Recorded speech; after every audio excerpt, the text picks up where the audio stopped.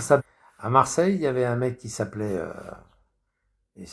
Samir, là, que j'ai niqué à Marseille. Ça buguait toutes les minutes, ça buguait. Dès qu'il était sur Bigo, pouf, ça bug. Paf! Comme si on l'appelait au téléphone. Mais en vrai, ça bug.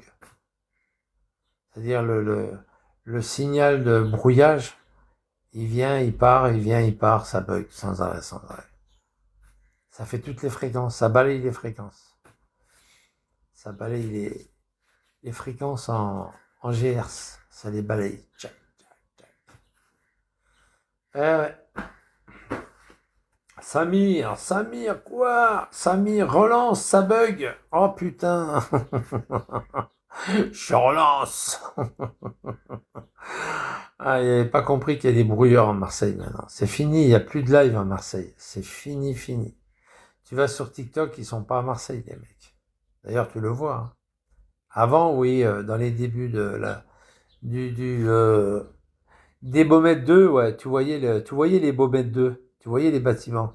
Tu les voyais quand ils étaient en live. Après, ils se sont dépêchés de mettre les brouilleurs, hein. Putain, ils les ont mis rapidement, les brouilleurs à Marseille. Dès que les Baumettes 2 ont été créés, ils ont commencé à mettre les brouilleurs. Ça coûte de l'argent, hein. Ça coûte du fric, hein. Oh, tu verrais. C'est des caissons, ça. C'est bourré d'électronique là-dedans, c'est un truc de fou. Ah ouais, même les surveillants, ils font la gueule, hein. Ah ouais, les surveillants. Parce qu'avant, les surveillants qui étaient en planton ou autre, ils pouvaient discuter avec leur famille, venir sur Internet. Ils peuvent plus maintenant. Même dans les miradors, hein, ils se font chier. Dans les miradors autour des Baumettes, ils ont du mal à venir sur Internet, hein. Ah ouais, c'est comme ça. Je le sais, hein, je le sais de source sûre, hein. Ah oui, source sûre. C'est pour ça que les surveillants qui ont l'habitude d'aller sur Internet, comme ça, et puis qui sont au Baumette, ils demandent leur machin, là. Eh oui. Eh oui. Ils demandent d'aller ailleurs, hein. Eh ouais. Mais ailleurs, ça va être pareil, ils vont mettre des brouilleurs partout. Je pense qu'à Salon, il y en a déjà des brouilleurs. À Salon et puis à Tarascon. Je pense qu'il y a déjà des brouilleurs partout, là. Parce ils attendaient qu'ils aient tous les téléphones dans les cellules pour leur mettre des brouilleurs. Maintenant, il y a des téléphones partout. Même dans les maisons d'arrêt, ils ont des téléphones partout. Et là, ils vont mettre des brouilleurs partout, hein. Ah ouais, ils mettent des brouilleurs. Il n'y a plus beaucoup de prisons, hein, où on voit des lives, hein, sur TikTok. Ils sont très très peu. Avant, il y en avait beaucoup, hein. Il y avait énormément de lives sur TikTok. Des mecs qui étaient en prison, quoi. Waouh. Il y en a de moins en moins. Ah oui, il y a des brouilleurs. De moins en moins. Et ceux qui n'ont pas de brouilleur, ceux qui sont des brouilleurs, eh ben, ils sont loin du brouilleur, donc ils ont du bol. Ou ils sont en bout de bâtiment. Dans ces cas-là, ils ont vraiment du bol. Mais voilà, quoi. La rue, la vraie vie, la vraie rue. Eh ouais. Oui, les gars. Et je vais aller dans mon nouveau appartement aujourd'hui. Je vais aller voir un truc. Je vais essayer de me faire ouvrir. J'ai pas la clé. Que c'est le proprio qui la garde avec lui. Je vais essayer de monter. C'est un tout petit bâtiment, hein, il fait 2 étages. Je vais essayer de monter sur le deuxième étage. Non, sur le premier étage ou le deuxième étage, premier étage. C'est un bâtiment de 2 étages. Il y a 3 niveaux, quoi. Il y a rez-de-chaussée, premier, deuxième. Je vais essayer d'ouvrir le placard d'électricité. Oh, déjà, j'attaque. Ah bah oui, attends. Je vais voir comment c'est foutu, quoi. C'est le Linky, si je peux me prendre directement sur le distributeur, blablabla. Ah ouais, ouais, ne vous inquiétez pas, les gars. Et par-ci, il va se brancher, hein. Ah oui, là, il va pas, il aura pas de facture EDF, hein, je vous le dis, moi. Il va pas attendre une facture EDF, ah bah non. On va tirer un câble de. Bon, c'est pas loin, il y a peut-être 5 mètres, 6 mètres. Un câble de 16 carrés, et puis ça ira bien. On va se repiquer dessus en 16 carrés. Petit coffret, et puis ça y est, paf. Que du bonheur, les gars, que du bonheur, que du bonheur, que du bonheur. Surtout le Linky, il est à l'intérieur. Le Linky est à l'intérieur. Donc, faut aller chercher le... Ah oui, le Linky, ça m'intéresse pas, il est à l'intérieur. Ça va, les gars, tranquille? Ouais, tranquillou. Parfait. Magnifique. Tic-tac, tic-tic, tic-toc-toc, tic-toc, tic.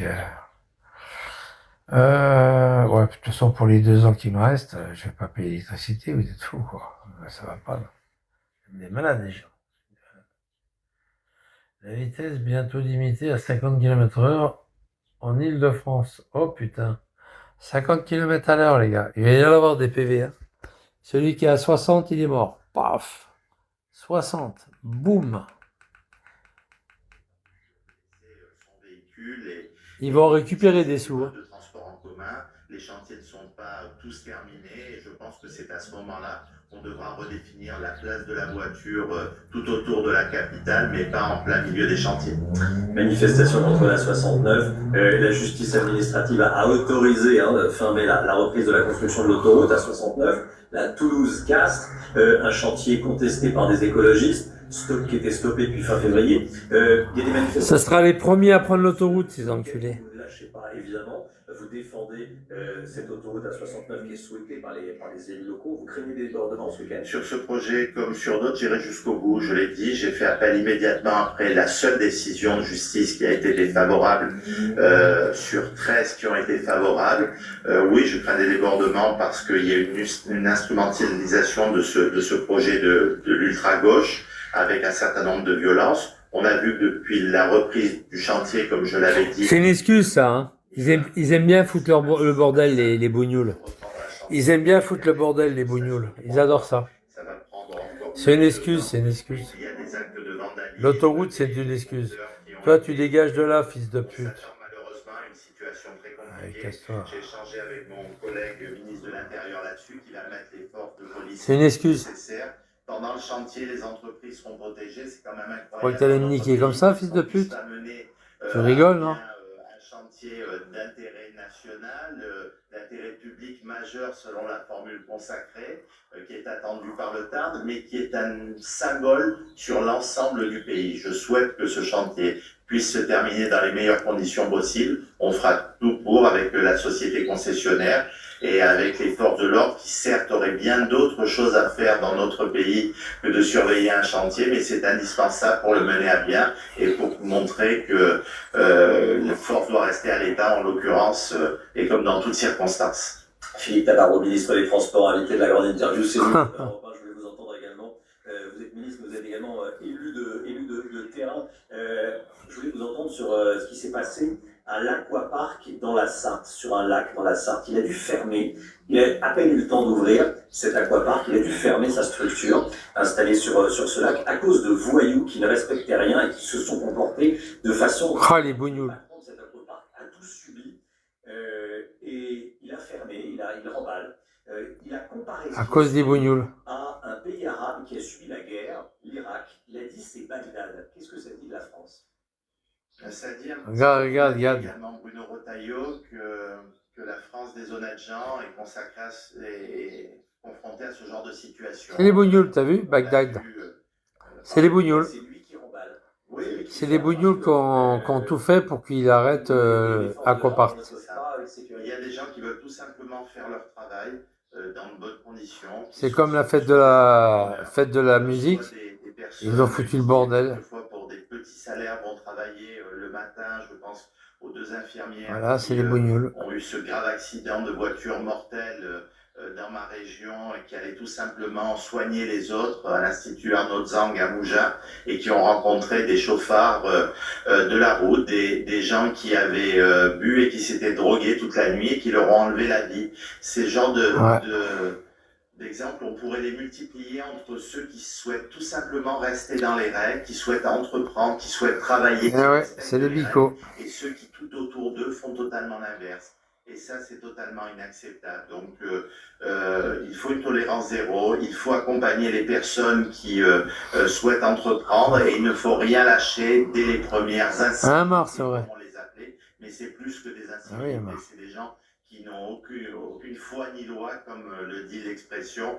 Et on doit avoir un état fort et répondre à ça et permettre aux gens qui veulent vivre Sans dans foi bonnes ni loi. conditions, tout en travaillant, tout en contribuant au bien-être de la société, de les protéger de ces personnes qui ont des comportements inacceptables et inadmissibles. Philippe Tabarot, ma dernière question sera pour Boualem Sansal. Il pourrait être gracié demain par le président algérien. C'est une possibilité, mais ça n'a rien de certain. La France joue la carte de la diplomatie et de l'action sous les radars, l'action discrète. On saura demain si c'est la bonne méthode. On saura probablement demain, je le souhaite de tout cœur et c'est la raison pour laquelle je mesurerai mon propos. Pour autant, demain, c'est le 5 juillet, c'est une date importante pour les Algériens, mais j'aimerais dire que c'est une date importante également pour les Français d'Algérie, les Pieds Noirs, les Harkis, qui, le 5 juillet 62, pour 3000 d'entre eux, ont été massacrés ou ont disparu dans des conditions terribles et on ne parle jamais d'eux, on ne parle jamais Ça y de est, ce drame. il leur lèche la bite au bougnoul. Il lèche la bite au bougnoul. Pour Boualem Sansal, également pour Christophe Glaise, mais j'aurais une pensée très forte pour tous ces Pieds Noirs et Harkis qui ont été massacrés ce 5 juillet 1962 à Oran. Ah oui, oui, d'accord.